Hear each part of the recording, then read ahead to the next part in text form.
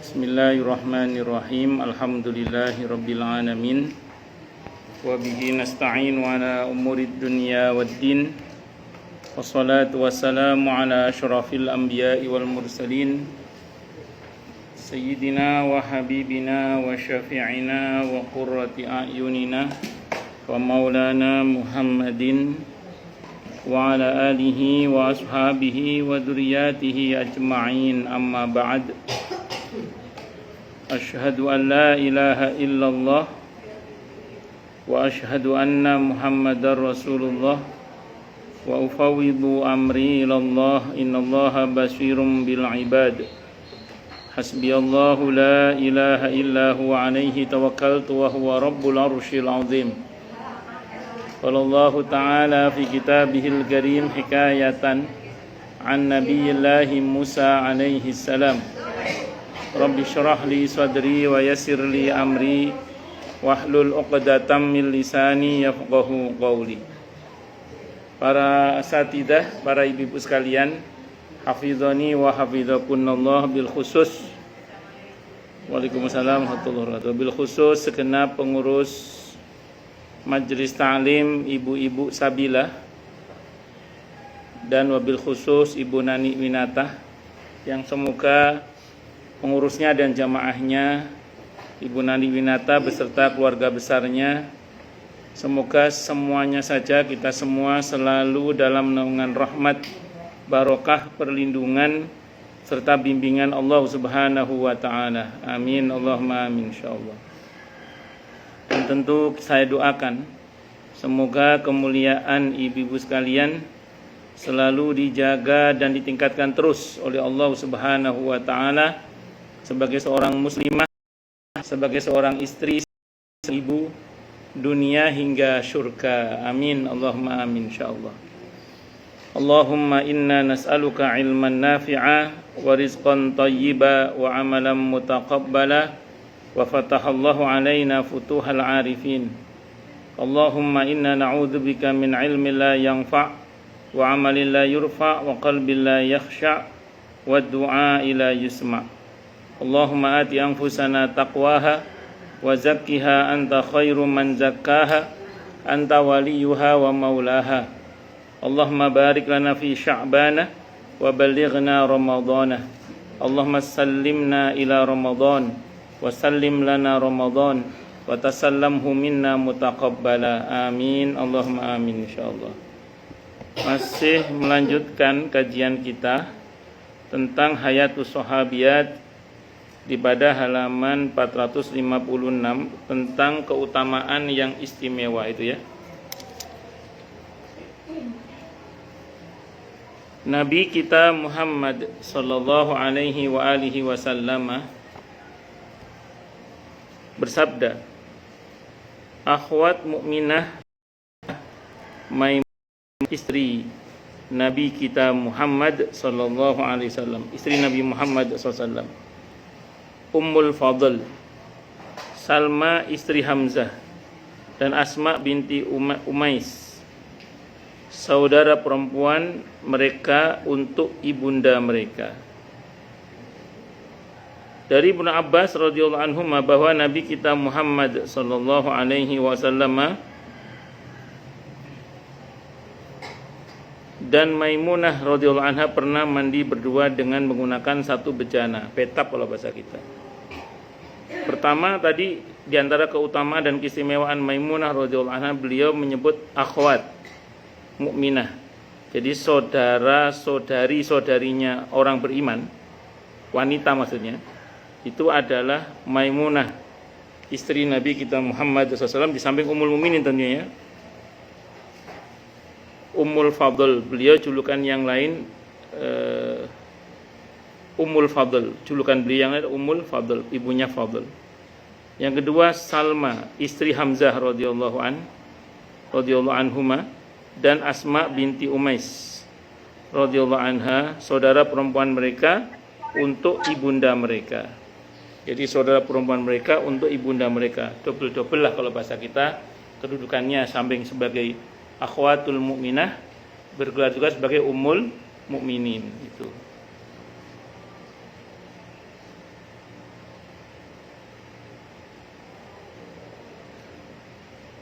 Oh, maaf. Saya salah. 3 orang ini disebut oleh Nabi sebagai akhwatul mukminah, gitu ya. 3 orang ini disebut sebagai akhwatul mukminah. Maaf. Berarti ini betul-betul persaudaraan yang dipuji oleh Rasulullah Muhammad sallallahu alaihi wasallam. Jadi ada persaudaraan itu yang aslinya mungkin bukan saudara, tapi teman rasa saudara. Kayak Bu Ratna dan Bu Nani itu. Itu saking dekatnya sampai dipuji oleh Rasulullah Muhammad sallallahu alaihi wasallam. Dan tidak mudah mendapatkan teman dengan rasa saudara yang lahir batin dunia akhirat, itu enggak mudah. Ada tapi tidak mudah. Dan kalau ada itu rezeki dari Allah Subhanahu wa taala. Dulu Nabi terutama dengan 4 orang itu. Abu Bakar As-Siddiq radhiyallahu an, Sayyidina Ali, Sayyidina Utsman bin Affan radhiyallahu an, dan Sayyidina Ali bin Abi Thalib radhiyallahu an. Terutama dengan 4. Walaupun secara umum Nabi dengan sahabatnya semuanya dekat ya.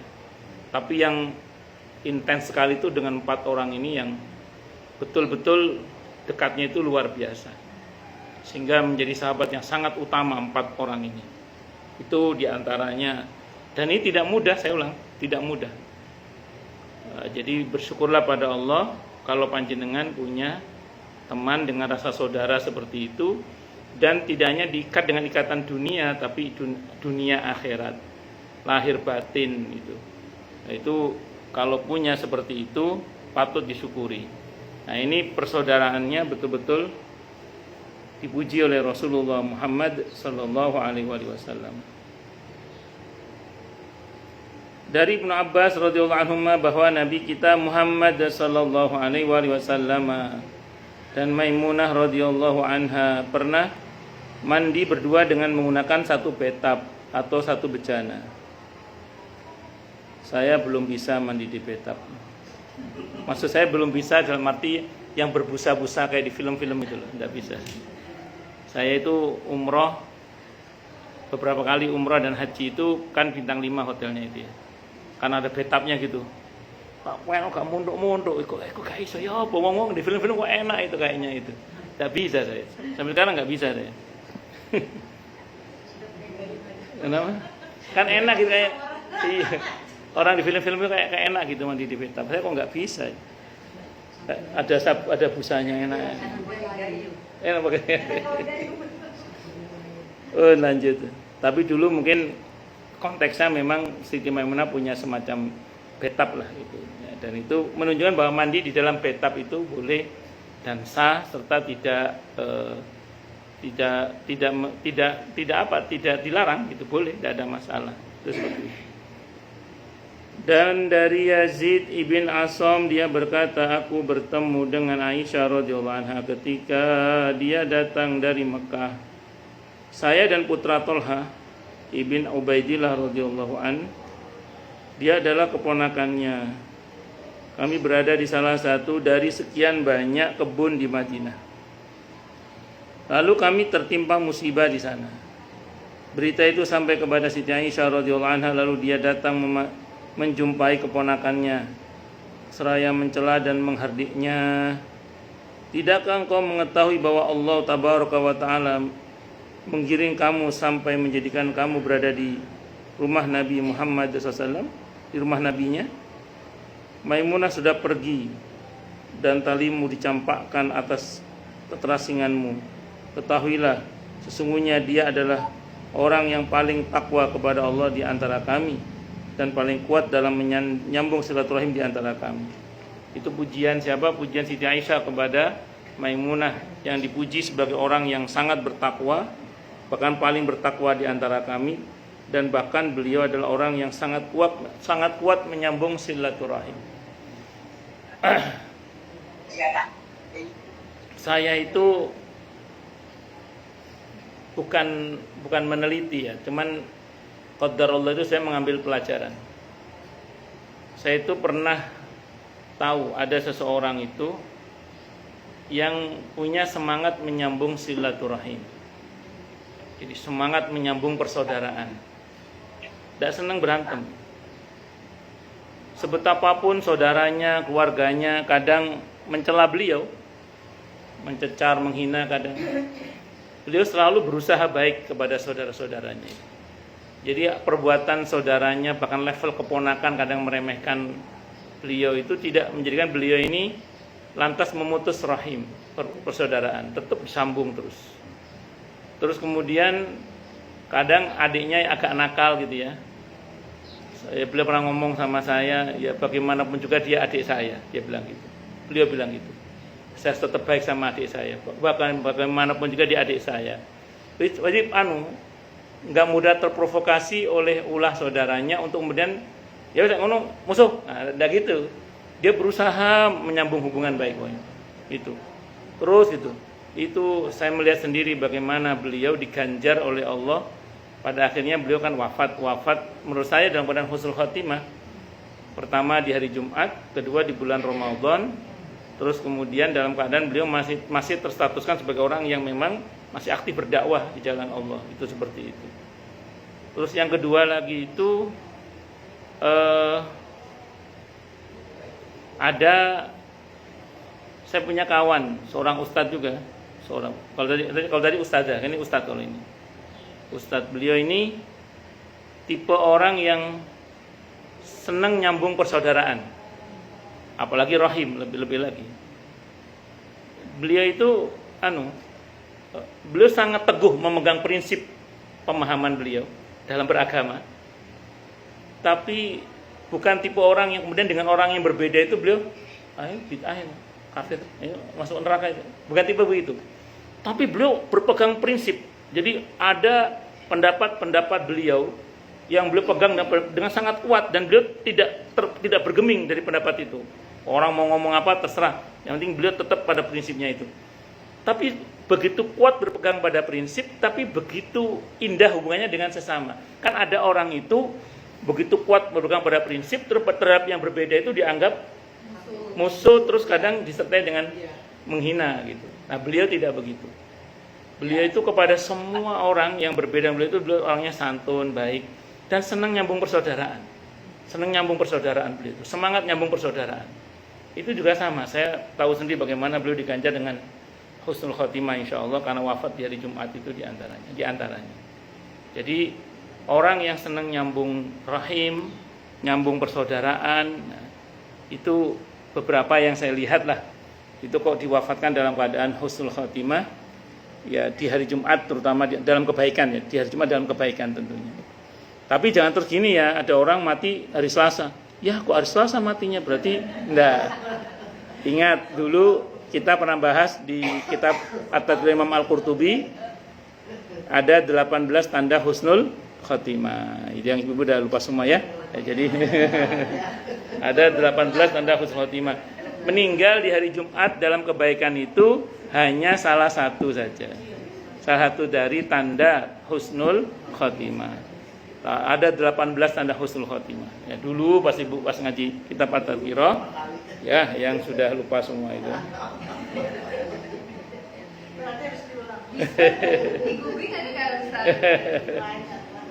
Coba aja. Coba siapa tahu ada. Kalau nggak ada ya ngaji lagi. 18 tanda husnul khotimah. Oh, lanjut. Sampai mana tadi bocah? Pada dua kitab Sahih Bukhari dan Sahih Muslim, termaktub bahwa Nabi kita Muhammad sallallahu alaihi wasallam berada di rumah Maimunah radhiyallahu anha ketika beliau menderita sakit parah menjelang wafatnya. Siti Maimunah radhiyallahu anha merelakan Nabi Muhammad sallallahu alaihi wasallam untuk pindah dan dirawat di rumah istri yang paling beliau cintai, ini di rumah Siti Aisyah radhiyallahu anha. Rela menyerahkan bagian harinya atau bagian malamnya untuk madunya. Nah, ini enggak mudah ini. Tapi ini dilakukan oleh Siti Aisyah, oleh Siti Maimunah radhiyallahu anha. Dari Asma binti Umais radhiyallahu anha, dia berkata, pertama kali Nabi Muhammad sallallahu alaihi wasallam menderita sakit adalah ketika beliau berada di rumah Maimunah radhiyallahu anha. Saya mau cerita dulu ya, semua sakitnya Nabi itu sependek yang saya pahami secara sunnatullah Itu faktor eksternal ya, bukan faktor internal. Nabi itu semua sakitnya itu faktor eksternal, bukan internal. Nabi itu sependek yang saya baca ya, dan yang pernah saya pelajari, dari lahir hingga wafat sakit hanya 2 kali.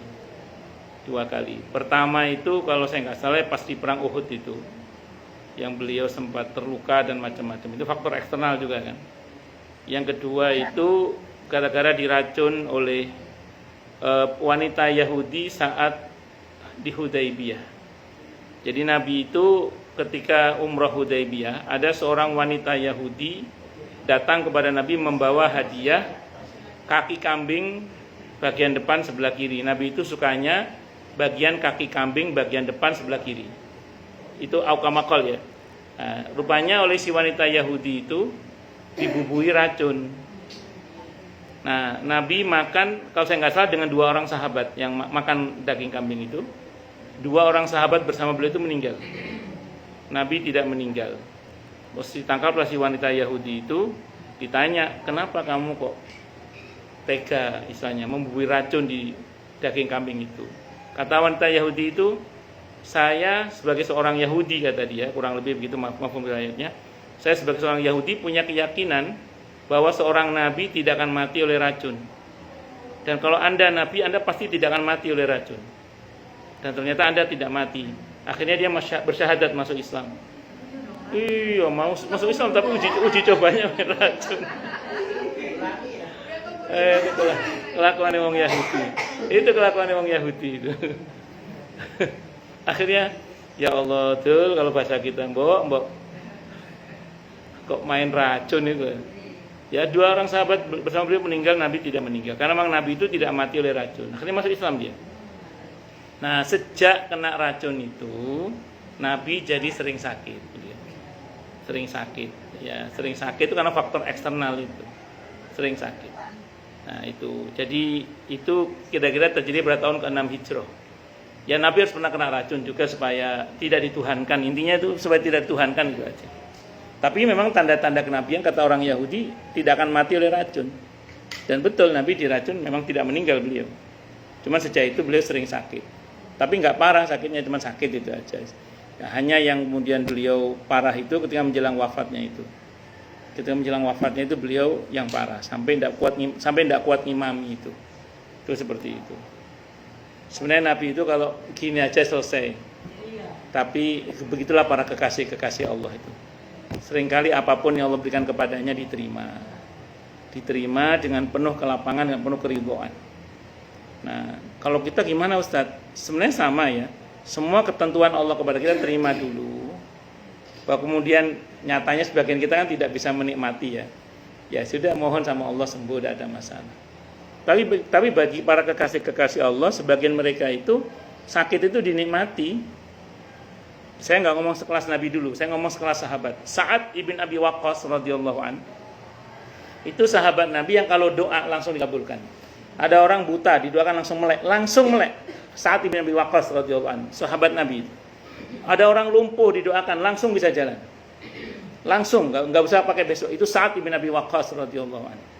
Beliau termasuk yang mujabud da'wah, doanya itu dikabulkan oleh Allah dengan cepat beliau itu. Nah, tapi beliau sendiri sakit. Temennya kan ngomong, ya Sa'ad, kamu itu mendoakan orang sakit, kamu doakan sembuh. Kenapa kamu tidak minta kepada Allah kamu sembuh? Apa jawaban Sa'ad bin Abi Waqqas radhiyallahu an? Mereka minta sembuh. Ya saya doakan sembuh, kata beliau. Aku nggak mau sembuh. Anda paham maksudnya? Jadi beliau itu menikmati itu. Ya jangan ditiru kalau nggak kuat, jangan ditiru. Kalau nggak kuat jangan ditiru. Kalau kita masih minta sembuh aja nggak apa-apa. Kalau Ustadz saya sama, terus minta sembuh juga. Tapi terima dulu. Sakit itu terima dulu. Ya Allah saya terima. Terus usaha semampu kita disertai dengan doa dan tawakal itu. Selebihnya kita serahkan pada Allah. Itu seperti itu. Bisa dimengerti ya insya Allah ya. Nah ini kita semua belajar, yang ngomong juga masih belajar. Nah Nabi termasuk yang beliau nampaknya sudah tahu bocoran takdir lah. Karena begitu turun surah Al-Yauma akmaltu lakum dinakum wa atmamtu alaikum ni'mati wa raditu lakumul Islam madina, itu kan ayat yang memberitahukan bahwa itu Nabi sudah dekat ajalnya sudah. Termasuk turun surah An-Nasr itu surah terakhir yang turun An-Nasr itu. Kalau ayat terakhir yang turun itu sebenarnya Al-Baqarah 281. Ya, Al-Maidah yang tadi itu belum yang terakhir itu. Belum. Setelah masih turun setelah Al-Maidah. Ya. Setelah Al-Yauma akmaltu lakum dinakum wa atmamtu nikmati wa raditu lakum Islam madinah itu Nabi wafat kurang 80 hari. Saya baca dalam tafsir Al-Maraghi ya. Kurang 80 hari wafat. Terus masih turun lagi surah Al-Ahzab ayat 56. At-Taubah ayat 128 129. Laqad ja'akum rasulun min anfusikum azizun 'alaihi ma 'anittum harisun 'alaikum bil mu'minina raufur rahim. Fa in tawallaw faqul hasbiyallahu la ilaha illa huwa 'alaihi tawakkaltu wa huwa rabbul arsyil 'azim. Itu Nabi wafat kurang 50 hari. Belum. Itu Nabi wafat kurang 50 hari. Nah, terus nanti terakhir Al-Baqarah 281, wattaqu yauman turja'una fihi ilallah. Al-Baqarah 281, itu Nabi wafat kurang 21 hari. Itu ayat yang terakhir turun, versi tafsir Al-Maraghi, Mustafa Al-Maraghi. Terus kemudian kalau surah yang terakhir turun An-Nasr, idza jaa nasrullahi wal fath, itu surah yang terakhir turun. Dan itu surah pemberitahuan bahwa Nabi sudah dekat dengan ajalnya. Itu seperti itu. Apalagi yang terakhir itu jelas-jelas ajal itu saya itu. Takulah kamu pada hari di mana kamu semua akan dikembalikan kepada Allah. Wattaqu yauman turja'una fihi ilallah. Di Al-Baqarah 281 itu ayat terakhir yang turun itu. Takutlah kalian pada hari di mana kalian semua akan dikembalikan kepada Allah. Itu ayat terakhir itu. Memang itu semacam beritahuan ajal bahwa semua akan kembali kepada Allah, termasuk Nabi kita Muhammad sallallahu alaihi wasallam. Pun lanjut. Nabi Ayub sendiri kalau kita baca dalam kisah Nabi Ayub itu dalam Qasasul Anbiya diceritakan ketika beliau sakit, istrinya ngomong sama suaminya, "Mas Nabi, boleh doa gitu loh. Sampean kan Nabi, boleh minta sehat gitu." Ya, istrinya ngomong gitu kurang lebih, tapi di riwayatnya nggak pakai Mas Nabi, ya itu modifikasi. Terus kata Nabi Ayub, beliau nanya, berapa lama saya sehat? 40 tahun. Berapa lama saya sakit? 18 tahun. Kata beliau kurang lama. Gitu. Kurang lebih begitu, kurang lama kata beliau. Itu kata beliau itu. Nah, sampai kemudian ini yang menurut riwayat yang pernah saya ngaji ya. Sampai kemudian sakit beliau itu mulai menyentuh lidah beliau.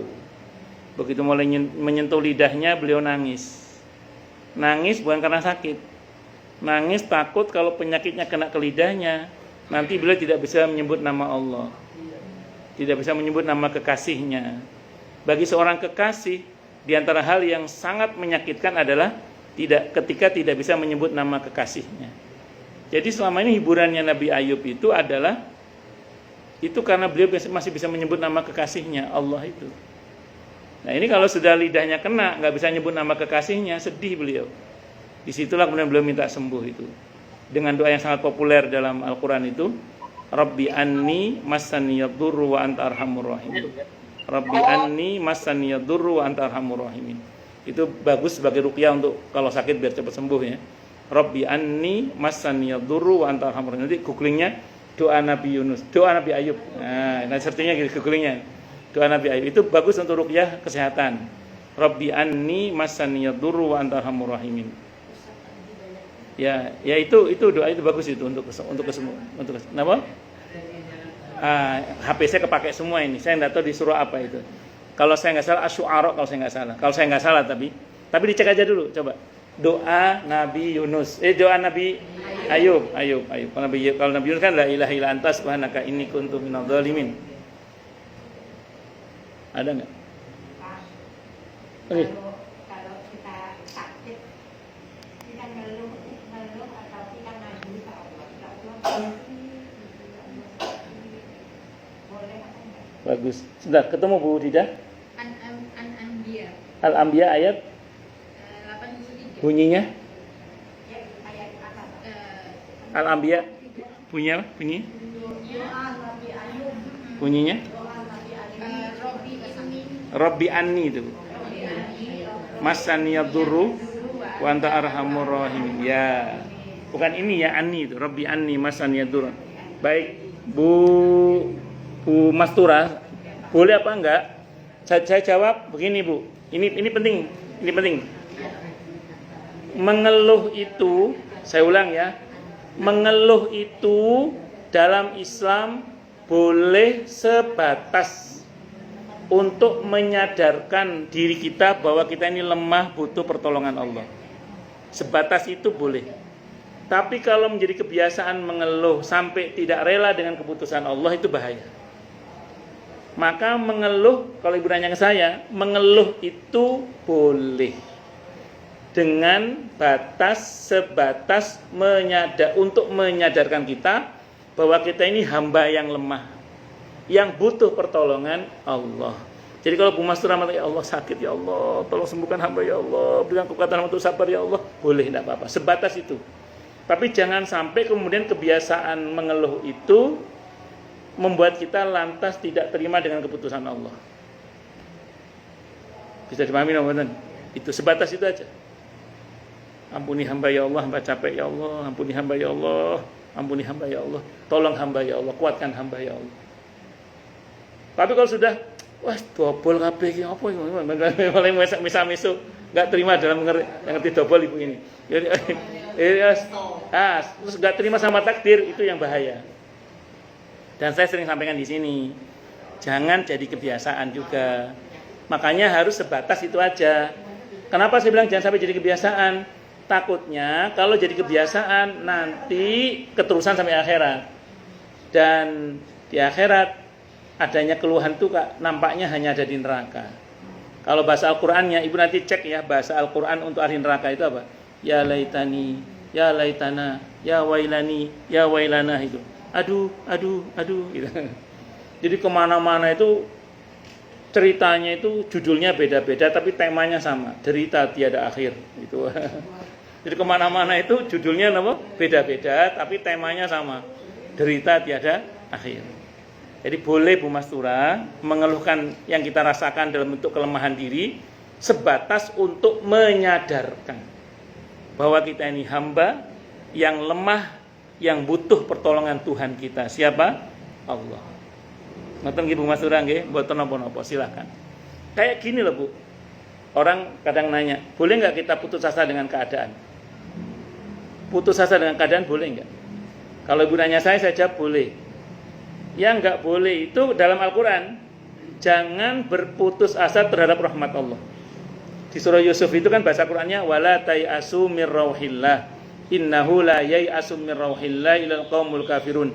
Janganlah kalian berputus asa terhadap rahmat Allah, karena tidak ada yang berputus asa terhadap rahmat Allah kecuali orang-orang yang kafir. Kesimpulannya apa? Berputus asa terhadap keadaan itu boleh. Yang enggak boleh itu berputus asa terhadap rahmat Allah. Karenanya, ini lanjutannya. Begitu kita melihat, ya kayaknya enggak mungkin ini. Sudah mentok sana mentok sini. Sudah kita sudah merasa buntu semua ini. Sampai situ ingat keadaan tidak mungkin, tapi bagi Allah tidak ada yang tidak mungkin. Nah, makanya terus segera langitkan. Kalau beban sudah terasa berat, itu biasanya ibu pernah melihat ada pickup mobil lost block itu bawa muatan yang berat, dia jomplang gini, nah begitu sudah terasa berat beban itu segera langitkan. Itu seperti itu. Kira-kira begitulah kira-kira. Enggak, ini kira-kira bisa dipahami nggak ya? Saya sering sampaikan di sini, ajaran Islam itu tidak memaksa kita jadi malaikat. Saya ulang, ajaran Islam itu tidak memaksa kita jadi malaikat. Ada orang sedih, nggak boleh sedih, tawakal sama Allah. Wah, orang sedih kok nggak boleh? Nabi pernah sedih kok, tapi Nabi tidak pernah meratap Nabi. Ada orang kena musibah nangis, udah jangan nangis, yang sabar. Loh, nangis kok nggak boleh? Kalau saya takziah itu, udah nangis nggak apa, nangis. Tapi jangan meratap ya. Nggak apa-apa nangis, tapi jangan meratap. Nabi pernah nangis nggak? Pernah, tapi meratap tidak. Allahu Akbar. Nabi pernah nggak ngeluh melihat kondisi keadaan? Pernah, ketika Taif itu. Tapi Nabi putus asa enggak? Enggak. Dilangitkan sama beliau kan? Iya. Begitu maksud saya itu. Jadi kita itu sudah jadi manusia aja. Menangislah. Dah cukup. Nanti kalau saya nyanyi luntur Ustaz saya nanti. Ya kan ada kan? Menangislah karena engkau manusia. Gimana itu? Nah, itu pokoknya itu. Ibu enggak tahu. Tapi saya enggak boleh lama-lama nyanyi, takutnya nanti ustadznya luntur. Guyon kayak guyon. Sampai mana? Kan biasanya kan saya dangdut Romai Rama, sesekali yang itulah yang. Tapi betul juga itu liriknya siapa itu yang tapi menurutku Tuhan itu baik gitu. Merangkai ceritaku sehebat ini gitu.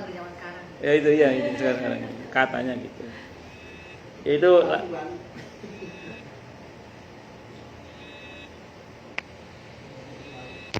ada telepon kali yang dianu. Bukan saya. Ya pun lanjut. Sampai mana tadi Bu? Oh, dari Asma. Dari Asma binti Umais radhiyallahu anha. Dia berkata pertama kali Nabi Muhammad sallallahu alaihi wasallam menderita sakit adalah ketika beliau berada di rumah Maimunah radhiyallahu anha. Sakit yang beliau derita sedemikian parah hingga beliau pingsan. Istri-istri beliau radhiyallahu anhun bermusyawarah membicarakan tentang maksudnya jamoni gitu ya Rasulullah Muhammad SAW dengan cairan obat. Lalu mereka sepakat untuk melakukannya. Tatkala Rasulullah Muhammad sallallahu alaihi wasallam siuman, beliau bertanya, "Apa ini?" Kami menjawab, "Pengobatan dengan mencekoki cairan ini biasa dilakukan oleh para wanita dari sana." Si pembicara menunjuk ke arah negeri Habsyi Habasyah. Saat itu Asma binti Umais radhiyallahu anha hadir di tempat itu. Orang-orang berkata, tabung tempat anak panah mereka ada di sekitarmu wahai Rasulullah SAW.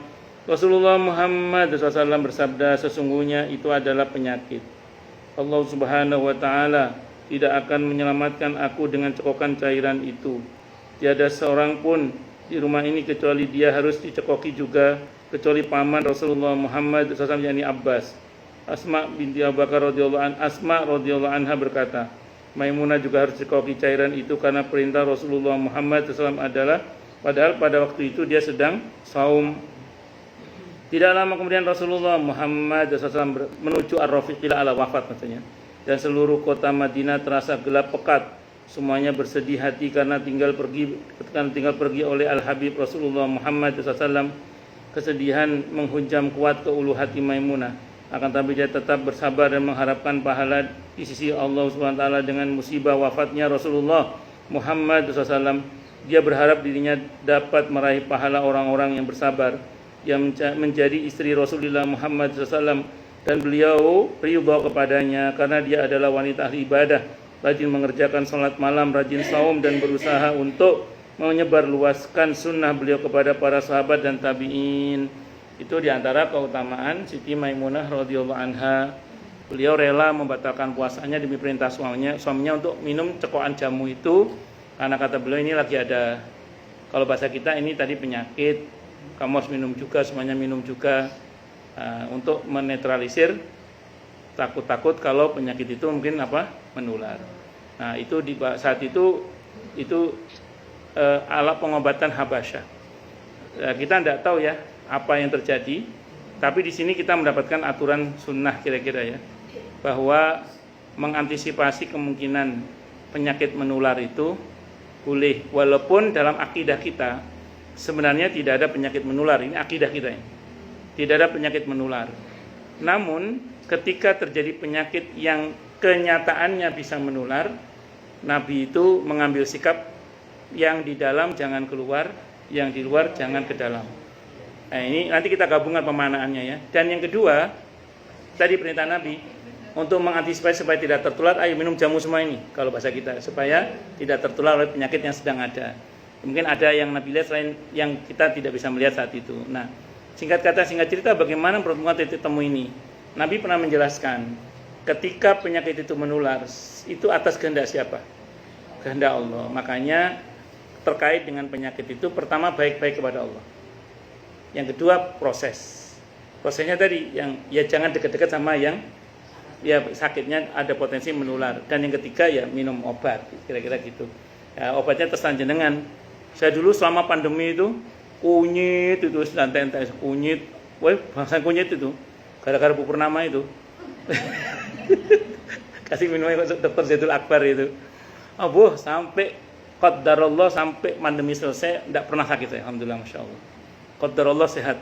Begitu pandemi selesai, kena batuk pilek. Setelah pandemi selesai, untungnya setelah pandemi selesai itu, kalau enggak mungkin ya di karantina. Iya, dikira COVID itu. Iya itu, kunyit itu minuman apa dari Dr. Zaidul Akbar, CSR apa? Lupa saya. Ya serba kunyit lah pokoknya. Kunyit, abatu sauda, sembarang kali ngombe. Alhamdulillah selama sejak pandemi sampai berakhir pandemi itu enggak kena. Sekeluarga alhamdulillah sehat walafiat, alhamdulillah, masya Allah. Terus setelah pandemi baru kena. Tapi bukan COVID insya Allah, kan masih bisa merasakan enak kan. Kan katanya kalau COVID kan rasa hilang, alhamdulillah masih ongol-ongol masih masuk, ikan bakar masih masuk semua, alhamdulillah, masya Allah. Lanjut.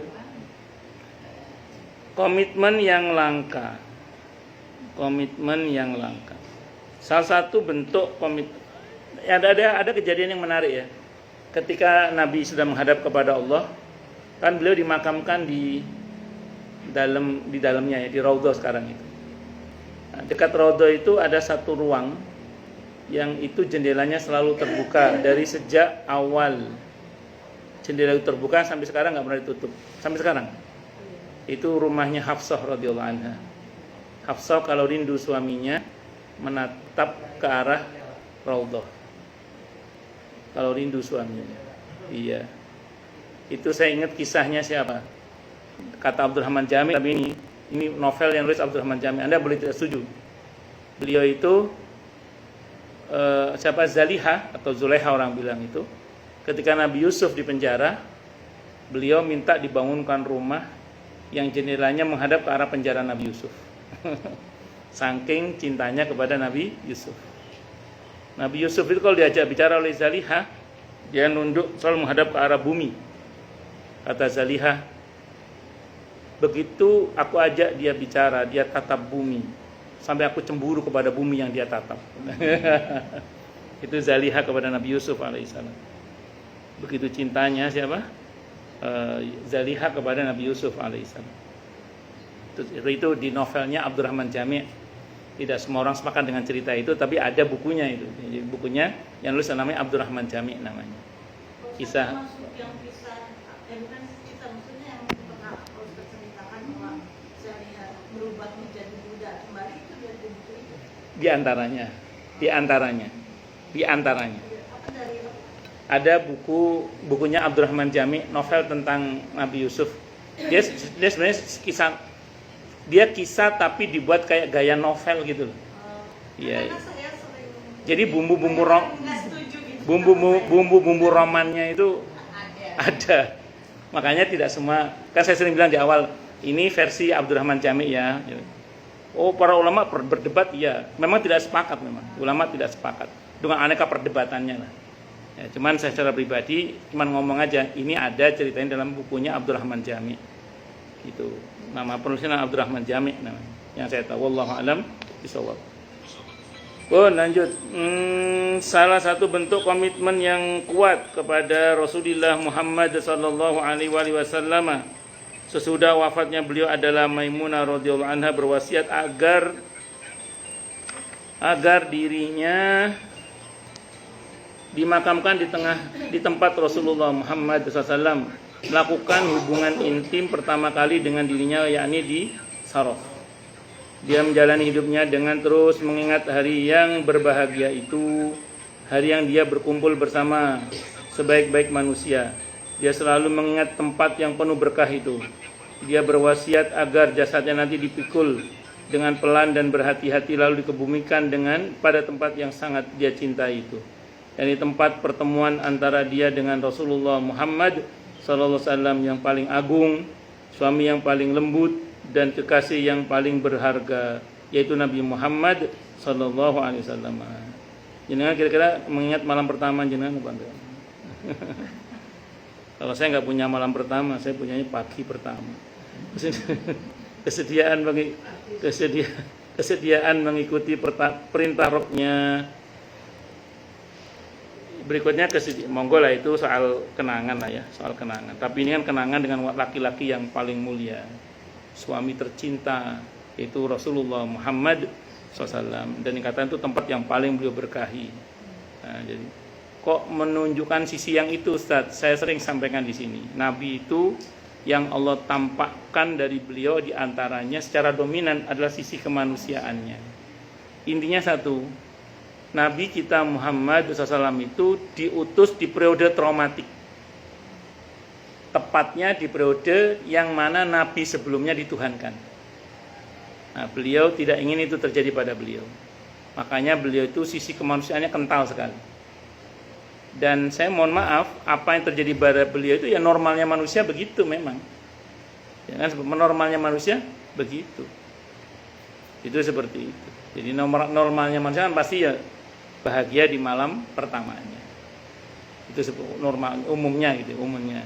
Terkesan lah paling tidak. Itu seperti itu. Bisa dipahami ya? Itu. Allahumma shayyiban nafi'an. Karena ngaji sedang hujan, double mustajabah, ngaji sambil doa nih. Mohon sama, minta sama Allah. Semoga segenap harapan baik kita segera Allah ijabah dengan mudah, dengan mulia, dengan bahagia, dengan tanpa susah payah. Amin Allahumma amin. Pun ngaji sambil doa dalam hati. Kesediaan mengikuti perintah Rabbnya. Maimunah radhiyallahu anha senantiasa menunaikan ibadah, salat, saum dan membaca ayat-ayat Allah dan mendalami sunnah Rasulullah Muhammad sallallahu alaihi wasallam. Imam Ad-Dhahabi bertutur tentang beliau. Beliau termasuk kalangan wanita terkemuka. Meriwayatkan sejumlah hadis. Beliau hidup melewati masa pemerintahan Khalifah Rashidah, Abu Bakar, Umar, Utsman, Ali radhiyallahu anhum. Beliau dihormati dan dimuliakan oleh seluruh khalifah dan gubernur yang pernah ada. Kehidupannya cukup panjang sampai masa kekhalifahan Muawiyah radhiyallahu an. Muawiyah radhiyallahu an itu 10 tahun. Abu Bakar 2 tahun, Sayyidina Umar 10 tahun, Utsman 10 tahun, Ali kurang lebih 10 tahun, Muawiyah 20 tahun. 20 tahun. Berarti berapa ini, Bu? 52. Iya.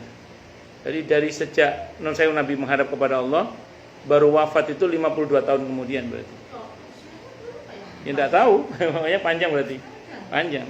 Kalau Siti Aisyah wafat 40 tahun kemudian. Kalau Siti Aisyah. Jadi Siti Aisyah itu pas Nabi menghadap kepada Allah itu sampai kemudian wafat. Dari wafatnya Nabi itu sampai wafat itu 40-an tahun. Siti Aisyah itu sama Siti Fatimah selisih 5 tahun. Ketika Ka'bah dipugar, Siti Fatimah lahir. Saat itu Nabi usia 35 tahun. Ketika beliau diangkat jadi Nabi dan Rasul, Siti Aisyah lahir. Berarti Siti Aisyah itu praktis usianya ketika Nabi wafat itu 23 tahun. 23 tahun. Ya, ditambah lagi 40 tahun kemudian, berarti 63 tahun sama dengan Nabi usianya. Kalau Maimunah radhiyallahu anha kira-kira 50 berapa tadi, Bu? Iya, 52-an tahun itu. Itu baru beliau wafat. Itu seperti itu. Sampai ke Khalid dan dihormati karena memang semua istri Nabi itu dihormati oleh para khalifah di masa itu. Dan seluruh pejabat hormat kepada para istri Nabi kita Muhammad SAW karena mereka adalah ummahatul mukminin. Waktu yang dijanjikan itu sudah dekat. Wallahu alam bisawab. Baik, silakan Bu yang mau tanya dulu. Tanya, protes, marah boleh silakan. Masalah itu masalah yang lain boleh silakan kalau ada. Oke. Maksudnya kan tidak menyarankan untuk mengikuti pemakaman wanita. Ya. Beberapa hari ini saya berapa kali mengalami pertama saya mengikuti dari Israel proses mengakani lalu ini ya sampai ini yang biasanya kenapa sih wanita nggak boleh, padahal proses pemakaman itu bagus banget untuk yang hati gitu, dari mulai dimasukkan ke liang lahat, kemudian dibaringkan, lalu ditutup sama tanah. Itu menurut saya tuh untuk hati kita tuh bagus gitu, untuk mentalnya tuh kita akan siap seperti itu gitu. Itu kenapa ya Pak Ustaz? Bagus. Ingin Bagus. Pertama yang harus Ibu pahami bersama adalah larangan wanita ngikut pemakaman, proses pemakaman itu larangannya bukan haram, tapi makruh. Satu. Jadi andaikan ngikut ya nggak berdosa, nggak apa-apa. Itu satu dulu. Yang kedua, dalam Islam itu ada namanya saddud dzari'ah, mencegah kemungkinan yang tidak diinginkan. Wanita itu kadang kuat, tapi begitu lihat pemakaman tidak kuat. Sebagian pingsan. Nah, saya pernah nonton di berita itu ketika ustadz terkenal itu wafat, istrinya kan ikut ke pemakaman. Saya lihat di syutingan di acara itu pingsan beliau.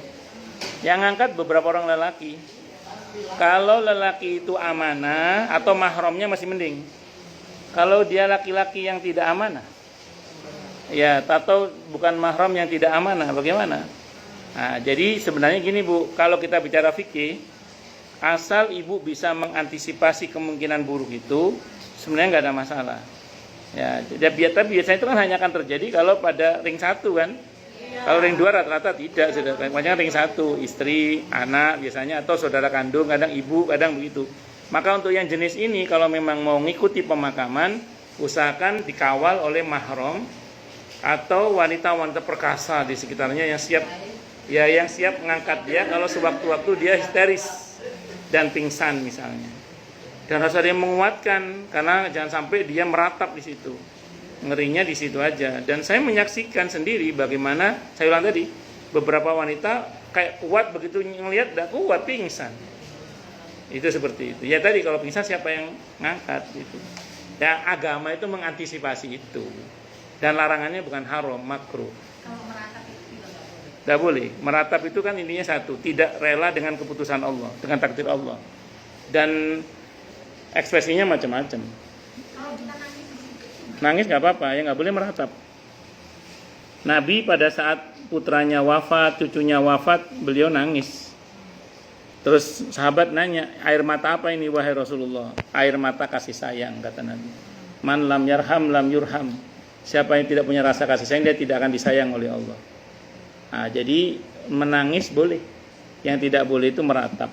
Meratap itu substansinya satu, tidak ridho, tidak rela dengan keputusan Allah, dengan takdir Allah.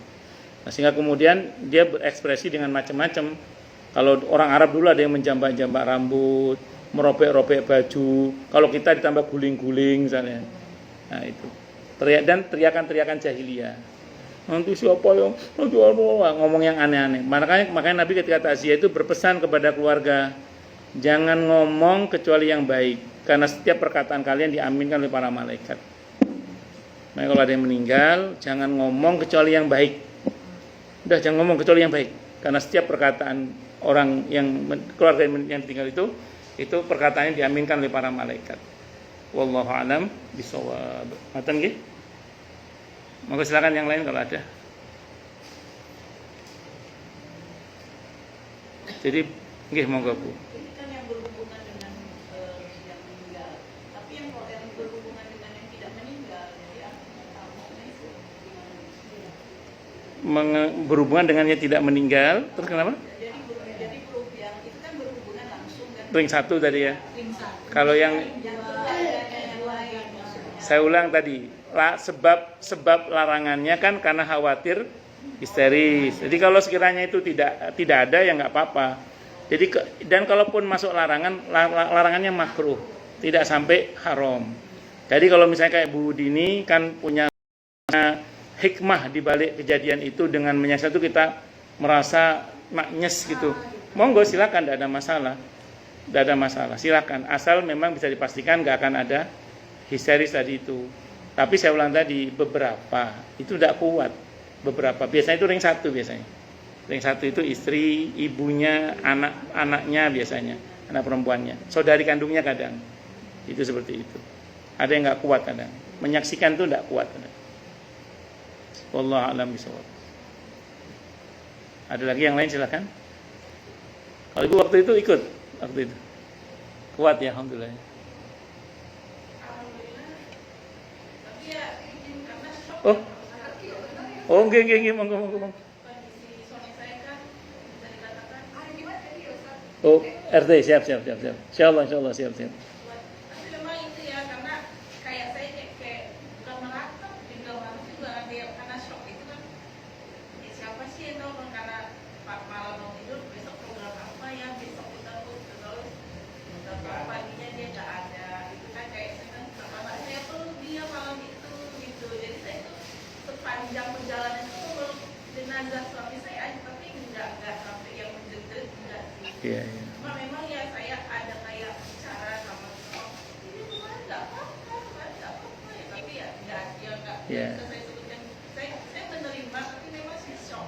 Ya, saya tahu. Saya menerima, memang semuanya kan kembali kepada Allah, tapi Betul. saya shock. Betul. Harus shock.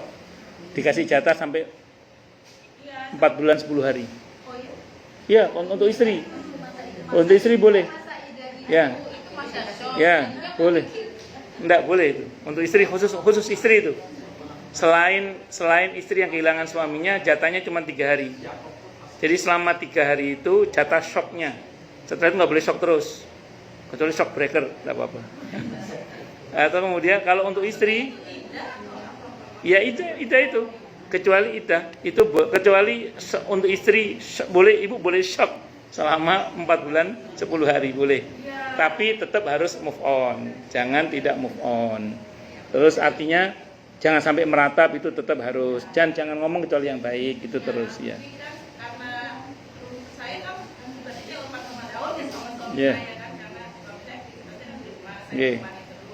Nggih. Ya akhirnya cuma anak saya yang nemenin teman. Karena kalau saya di rumah tuh sudah kayak sendiri, sudah kayak orang aku. Kalau sekarang setiap tempat itu kan jadi kayak kenangan kan. Iya. Ya. Kecuali beli rumah baru ya, itu nanti lagi. Ya kayak tadi Siti Maimunah kan semua tempat jadi kenangan. Sekarang udah mulai menerima, kayak ini malah jadi kayak kemarin tuh misalnya makan di restoran ini kayak anak saya ngajak, ayo Bu makan di restoran itu, aku pengen apa, seneng pengen apa, enggak, ibu nggak mau, nggak bisa, aku bisa gitu. Tapi sekarang udah mulai, ayo kayak jadi mengingat. Ya. Alhamdulillah. Semoga Allah kuatkan semuanya, amin. Monggo yang lain silakan. Jelas semua. Oh, monggo. Oh, mau tanya lupa. Waalaikumsalam warahmatullahi wabarakatuh. Dengan Ibu siapa? Ibu Nagara Wardani. Hampir Ustaz. Oke, nama Bu? Iya mau tanya Ustaz. Oke. Kakak saya hari Minggu kemarin kan berpulang Ustaz. Rahimahullah rahmat. Kakak laki atau perempuan, Bu? Laki-laki Ustaz. Ya rahimahullah rahmatan wasi'ah wa askanu fasihah wa askanahu fasihah jannati, amin Allahumma amin insyaallah. Nggih. Saya mau tanya Ustaz, misalnya saya haji atau yasinan atau apalah gitu, ditujukan ke beliau itu nyampe nggak ya Ustaz? Baik. Ampun? Nggih, Ustaz. Ya, baik, saya jawab. Secara prinsip, kalau kita membaca Al-Quran dan kita hadiahkan pahalanya untuk, dalam hal ini kakak kandungnya Ibu Ira, sampai apa tidak? Bagus, saya jawab ya. Dalam hal ini yang pasti sampai itu kalau oleh anak kepada orang tua. Karena anak itu hasil usaha orang tua. Semua kebaikan anak diotomatiskan orang tua dapat. Itu yang pasti dulu itu. Atau murid kepada guru, dia bisa baca Qur'annya karena gurunya itu semua bacaan Quran dia diotomatiskan gurunya dapat. Itu ulama sepakat itu, tidak ada masalah. Yang kedua, kalau antara anak asuh dengan orang tua asuhnya, misalnya dia bisa ngaji seperti itu karena dibiayai oleh orang tua asuhnya. Nah ini orang tua asuhnya otomatis dapat itu. Diotomatis semua kebaikan anak asuhnya ini orang tua asuhnya otomatis dapat. Diotomatiskan itu. Karena ini ada andil kebaikan.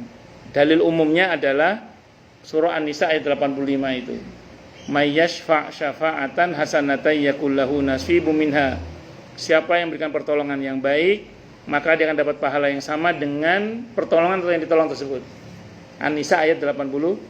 Itu dalil umumnya ya. Nanti ada beberapa dalil rinciannya lah. Satu dulu ya. Yang kedua, nah sekarang bagaimana kalau dengan kakak atau kepada saudara sesama muslim yang tidak ada hubungan tadi itu? Misalnya ya, apalagi kalau Bu Ira ternyata ada hubungannya tadi itu jelas masuk sudah. Untuk yang jenis ini ulama berbeda pendapat. Ulama berbeda pendapat. Ada yang mengatakan tidak bermanfaat, alias tidak sampai. Pendapat yang pertama. Pendapat yang kedua mengatakan bermanfaat dan sampai. Untuk yang mengatakan tidak bermanfaat, di antara dalil yang dipakai adalah firman Allah dalam Al-Qur'an, wa allaisa lil insani la masa'a. Seseorang itu tidak bisa mendapatkan kecuali dari apa yang dia usahakan. Jadi kalau nggak ada usaha apa-apa dengan dia, ya berarti nggak dapat apa-apa, nggak bisa. Itu dalil yang dipakai. Nah, adapun yang dipakai bagi yang mengatakan bermanfaat, ini dalilnya di antaranya. Saya terangkan ya. Pertama, saya mau menggunakan versi Imam Al-Qurtubi dalam kitab At-Tadhkirah yang ibu pada lupa semua itu, saya mau terangkan lagi. Jadi kata Imam Al-Qurtubi dalam kitab At-Tadhkirah, membaca Al-Quran itu sama dengan doa, bahkan lebih baik. Kalau doa saja sampai, apalagi Al-Quran. Mana dalilnya? Hadis riwayat At-Tirmidzi. Ini yang dipakai oleh Imam Al-Qurtubi. Nabi bersabda, barang siapa yang sibuk membaca Al-Quran sampai lupa meminta, maka Allah akan berikan kepadanya yang lebih baik daripada apa yang diminta oleh orang yang meminta. Imam Al-Qurtubi menyimpulkan hadis itu, bahwa Al-Quran itu lebih baik daripada doa. Al-Quran itu sama dengan doa, bahkan lebih baik daripada doa. Sehingga kalau doa sampai, Al-Quran lebih sampai lagi. Itu pendapat Imam Al-Qurtubi. Satu dulu. Tapi jangan menutup mata, ini ulama beda pendapat loh ya. Nanti kalau ada yang mengatakan tidak sampai, tadi dalilnya di antaranya. Yang kedua, beliau berdalil pada hadis Bukhari tentang pelepah kurma. Yang ketika ditancapkan di kubur dua orang yang sedang siksa karena perbuatan yang sepele, yang satu kencing gak pernah cebok, yang satu suka provokasi, mengadu domba. Itu diringankan siksanya oleh Allah gara-gara tasbihnya pelepah kurma itu. Kata Imam Al-Qurtubi, kalau tasbihnya pelepah kurma saja bermanfaat, apalagi Al-Quran.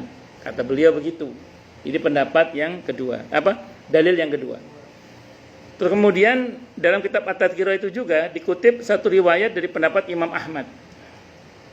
Satu saat Imam Ahmad itu lewat di sebuah pekuburan, ada ibu-ibu baca Al-Quran. Kata Imam Ahmad ke santrinya, "Cung, bilang sama ibu itu, tidak boleh baca Al-Quran di kuburan, bid'ah, tidak boleh," kata beliau gitu. Terus kemudian bersama Imam Ahmad itu ada murid beliau, ulama juga, namanya Ibnu Qudamah rahimahullah. Ibnu Qudamah rahimahullah bilang ke Imam Ahmad rahimahullah, "Ya Imam Ahmad, apa pendapat Anda tentang mubashir?" Kata Imam Ahmad, "Hadisnya saya terima, sahih itu," kata beliau. Mubashir meriwayatkan sebuah hadis dari Abdullah bin Umar radhiyallahu anhu bahwa ketika beliau menjelang wafat, beliau berpesan pada keluarganya, "Tolong nanti pada jenazah saya bacakan permulaan surah Al-Baqarah dan akhirnya." Tolong nanti pada jenazah saya bacakan permulaan surah Al-Baqarah dan akhirnya. Kata Imam Ahmad rahimahullah, "Cung, balik lagi orang itu tidak apa-apa baca Quran di kuburan." Bermanfaat maksudnya. Itu Imam Ahmad. Jadi masyhur kalau kata Imam Nawawi yang sahih dalam mazhab Ahmad bin Hambal bermanfaat bacaan Al-Quran itu. Nah, terus kemudian Al-Imam An-Nawawi rahimahullah ditanya, Imam Nawawi ini mazhabnya Syafi'i. Dalam mazhab Syafi'i, terutama Imam Syafi'inya, baca Al-Quran untuk mayit itu nggak bermanfaat, nggak sampai. Apa kata Imam Nawawi ketika ditanya masalah ini? Kata beliau, yang masyhur dalam mazhab Syafi'i memang tidak bermanfaat. Tapi yang sahih dalam mazhab Ahmad bermanfaat, kata Imam Nawawi gitu. Yang masyhur memang tidak bermanfaat, yang terkenal, yang populer. Tapi yang sahih, kata beliau dalam mazhab Imam Ahmad sampai atau bermanfaat. Itu Imam Nawawi itu. Nah, terus terakhir ya, banyak pendapat ini. Ada Syekh Utsaimin rahimahullah. Saya baca dalam fatwa beliau. Syekh Utsaimin rahimahullah ini ulama salafi beliau. Ditanya oleh, dalam fatwa itu ditanya, Syekh, bagaimana perihal membaca Al-Quran untuk mayit? Apa kata beliau? Fihi qaulani. Dalam hal ini ada dua pendapat. Walakinna sahihah, yang sahih bermanfaat, kata beliau. Itu ulama salafi loh ini.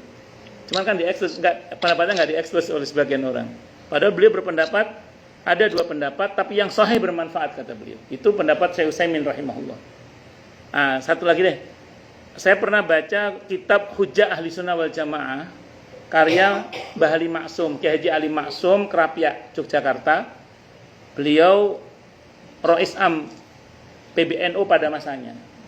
Di kitab itu beliau ngomong gini, dalam kitab itu, perihal membaca Al-Quran untuk orang yang sudah meninggal, faktanya ulama berbeda pendapat, kata beliau.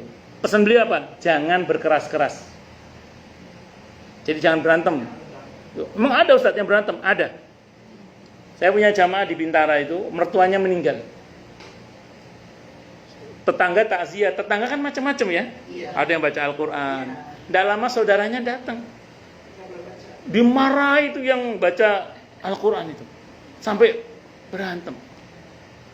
Nauzubillahi minasyaitonir rajim. Ada lagi yang begitu berantem, ada jamaah saya satu lagi di Villa Jagastia.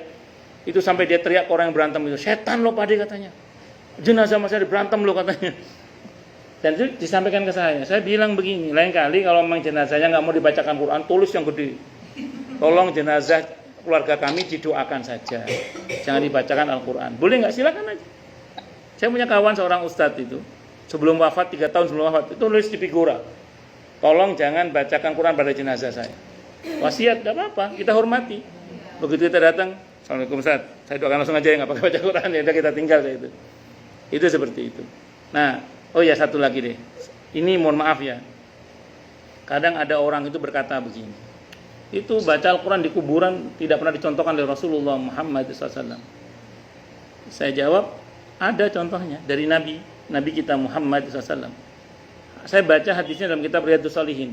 Di antaranya dalam kitab Riyadhus Shalihin. Di antaranya. Hadisnya Bukhari Muslim bahkan. Hadisnya Bukhari Muslim. Hadis panjangnya gini bunyinya. Ini hadis panjangnya. Pernah suatu saat Nabi kita Muhammad SAW, ini mafhum riwayatnya, ziarah Baqi Nabi. Tiba-tiba ada makam baru.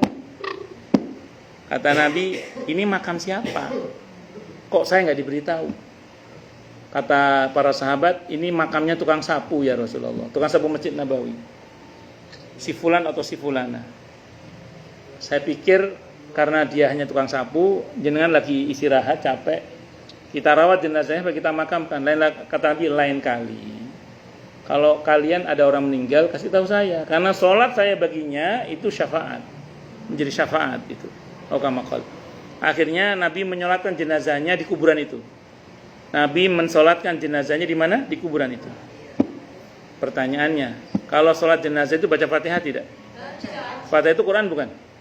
Kalau itu dilarang, Nabi tidak akan melakukan. Berarti baca Al-Quran boleh, bermanfaat. Nah, terus ya saya pas ngomong gini, ada jamaah saya nyeletuk. Berarti yang boleh hanya Fatihah saja. Pun monggo sakrepin jenengan. Kalau saya punya pendapat, kalau sebagiannya boleh, berarti keseluruhannya boleh. Itu yang saya pahami. Beliau memahami hanya Fatihah saja. Monggo silakan. Memang kita nggak boleh berkeras-keras memang. Yang mau silakan, tidak mau ya silakan. Saya punya jamaah. Beliau punya wasiat ke keluarganya itu. Tolong nanti pada jenazah saya, kalau mama udah meninggal jangan bacakan Al-Quran. Wasiat gitu beliau itu. Kan ngaji sama saya kan. Begitu ngaji sama saya, dirubah wasiatnya. boleh baca Quran lagi. Ya kan saya bilang ini ya tidak apa-apa punya wasiat begitu, nggak apa-apa, silahkan, itu pilihan hukum yang beliau pilih. Namun kalau saya memilih yang sampai itu, ya monggo. Kalau misalnya kalau Oke. di kampungnya papa saya tuh ada kebiasaan gini kan, jadi kita membayar orang untuk membaca Quran di makam. Nah kalau kayak gitu gimana Mas? Baik, saya ini terlepas dari membayar dulu ya, saya mau cerita aja. Dalam kitab Ar-Ruh karya Ibnu Qayyim Al-Jauziyah rahimahullah itu dikutip satu riwayat tentang fenomena sahabat Ansor radhiyallahu anhum.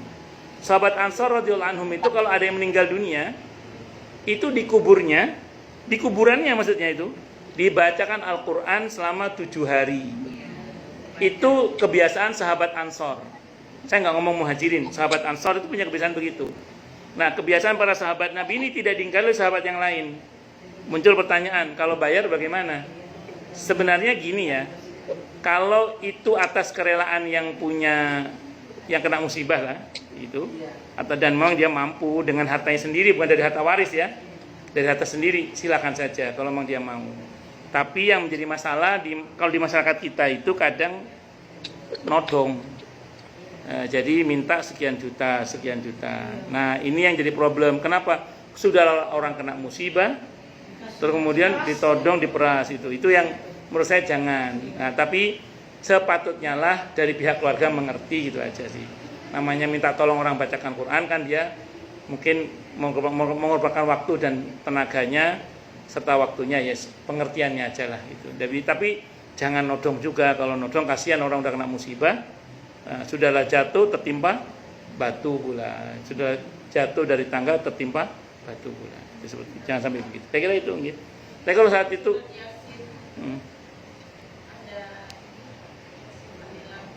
tidak ada masalah, kalau menurut dia tidak ada masalah. Tapi tadi memang beda pendapat itu, ya. Dan saya tidak bisa paksakan itu. Dan itu bukan 1-2 tahun ini, sudah berabad-abad itu perbedaan pendapatnya, dan sudah diadu dalilnya, hasilnya nggak selesai. Ya betul.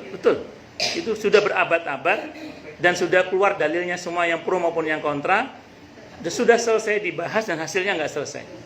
Itu kalau mau kita perdebatkan terus sampai kiamat, kurang 2 hari nggak selesai. Itu seperti itu. Kalau menurut saya logiknya aja. Nggih. Kalau kita baca untuk entah buat siapa gitu, tapi kan untuk kita sendiri itu kan baik. Iya sudah, itu monggo. Ya, itu aja. Tidak apa-apa, ya silakan aja. Nggih. Jadi di sampai itu ada ucapan itu. Iya. Ucapan gimana Bu? Kalau aku sakit. Oh gitu. Saya itu, iya. Saya mungkin gini, ada beberapa orang itu yang mempersoalkan kata-kata ini ya, turut berduka cita. Oh yang berduka dia, jangan nggak ikut berduka, nanti tambah banyak berduka. Ada yang begitu, ada yang ngomong gitu. Ada juga yang ngomong turut berbelasungkawa. Itu bahasa apa belasungkawa? Ada yang misalnya gitu. Makanya saya daripada berdebat soal itu, saya bilang ini. Saya biasanya tidak harus selalu mengucap innalillahi wa inna ilaihi raji'un, karena biasanya itu dilakukan orang yang kena musibah kan. Tapi saya bisa langsung pada poin doa itu. Semoga Allah ampuni, Allah terima amal ibadahnya, terus semoga keluarga yang tinggal di lapangan dari kesabaran dan macam-macam. Amin Allahumma amin insyaallah. Sebenarnya itu soal muamalah sih Bu. Muamalah itu kan sosial ya. Sosial itu kan hukum asalnya boleh, hingga ada dalil yang melarangnya. Selama tidak ada dalil yang melarang, saya kira sah-sah saja. Dan itu merupakan kemudahan dari Allah dalam konteks takziah. Takziah itu sebenarnya intinya satu Bu, membahagiakan orang yang ya ditinggal itu, meringankan bebannya lah. Kalau sekiranya ucapan kita itu akan meringankan bebannya, ya dikirim aja nggak apa-apa. Kecuali kalau ibu yakin WA ibu akan bikin dia sebel. Misalnya ibu punya utang sama dia nggak bayar, misalnya. Jadi kalau sekiranya ibu yakin ucapan ibu akan meringankan beban dia, ucapkan aja nggak apa-apa. Nanti baru kita cari waktu untuk ketemu misalnya begitu. Wallahu alam bishawab. Walaupun takziah itu sunnahnya 3 hari kata Imam Nawawi, lebih dari 3 hari ulama beda pendapat. Ada yang mengatakan mubah, ada yang mengatakan makruh. Yang mengatakan makruh beliau berpendapat yang tadinya harusnya orang udah mulai lupa. Gara-gara orang datang terus jadi terus. Tapi dia mengatakan makruh. Tapi bagi yang mengatakan boleh, tidak ada masalah kan? Selama kedatangan orang itu kepada dia adalah masih menghibur, tidak ada masalah. Mungkin Anda pernah ngalami apa enggak? Ketika ada teman yang kehilangan suaminya misalnya, terus dia telepon jenengan, Din, main ke rumah dong. Iya, main ke rumah dong. Ya. Kalau memang kita punya fungsi menghibur, datang. Kecuali kalau kita punya fungsi untuk sama-sama meratap. Yuk nangis bareng yuk. Yang model begitu jangan, yang model begitu. Ya, ya gitu. Ya, tapi kalau kita justru menguatkan, menghibur, datang. Tidak apa-apa, walaupun udah lewat 7 hari tidak apa-apa. Itu versi pendapat yang mengatakan boleh, tidak ada masalah. Lagian hari sekarang dia Ustaz dengan segala Jakarta macet atau apa. Menurut saya kalau sampai 7 hari kita masih ada yang datang, menurut saya nggak apa-apa karena dia. Itu yang saya bilang, ikut tergantung siapa yang berpendapat. Ya. Ya, faktanya ada beberapa yang memang sudah, kalau udah lewat 3 hari udah nggak mau. Monggo silakan. Maksud saya beritahu ini ada pendapat betul. Kalau ada perbedaan pendapat itu, karena beda pendapat itu seusia dengan beda pendapatan sih memang. Itu seperti itu. Cukup nggih? Ya. Tuh kasihan nasi kuningnya, ada nasi kuning atau apa saya ngomong. Enggak, saya enggak GR. Kita tutup dengan hamdalah. Alhamdulillahirabbil alamin. Semoga kajian kita bisa bermanfaat, mubarakah fid dini wa dunya wal akhirah untuk kita, keluarga kita dan seluruh umat Islam semuanya, dan mudah-mudahan kita semua dijadikan oleh Allah sebagai orang-orang yang sukses dunia akhirat, selamat dunia akhirat, bahagia dunia akhirat, dan dipermudah setiap urusan kita oleh Allah fid dini wa dunya wal akhirah. Semoga Allah limpahkan hidayah selalu untuk kita, semoga Allah tingkatkan selalu hidayah untuk kita, dan semoga Allah berikan hidayah untuk siapapun yang melihat kita. Subhanakallahumma bihamdika asyhadu an la ilaha illa anta astaghfiruka wa atubu ilaik. Sallallahu ala Muhammad wa ala alihi wa sahbihi wasallam. Saya mohon maaf. Assalamualaikum warahmatullahi wabarakatuh. Terima kasih Ustaz. Terima kasih. Yes.